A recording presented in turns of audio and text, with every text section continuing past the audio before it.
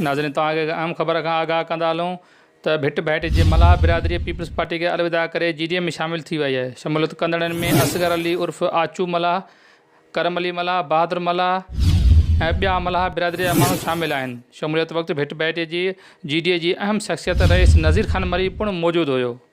नाज़रीन तव्हांखे अहम ख़बर खां आगाह कंदा हलूं त भिट भाइट जी मलाह बिरादरी पीपल्स पार्टी खे अलविदा करे GDM में शामिल थी विया आहिनि। शमूलियत कंदड़नि में असगर अली उर्फ़ आचू मलाह, करम अली, बहादुर ऐं ॿी मलाह बिरादरी शामिल आहे। शमूलियत वक़्तु भिट भाइट जी अहम GDA जी शख़्सियत रईस नज़ीर ख़ान मरी पिणु मौजूदु हुयो।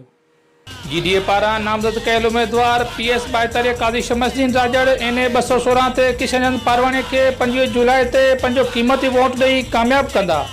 ॿिन्ही अॻवान जी कामयाबी हितां जे ॾुतरियल तबिके ऐं इलाइक़े जे माण्हुनि जी ख़ुशहाली आहे।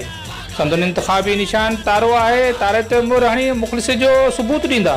पारां निसार अहमद राजड़ ऐं फयाज़ अहमद राजड़ तहलको GDA पारां PS 42 NA 216 ते नामज़द कयल उम्मीदवारनि अवाम सां मुख़लिस अवाम जे दर्द खे पंहिंजो दर्द सम्झी ख़िदमत कंदड़नि काज़ी शमसुद्दीन राजड़ किशनचंद पारवानी खे पंहिंजो क़ीमती वोट ॾेई कामयाबु कंदा।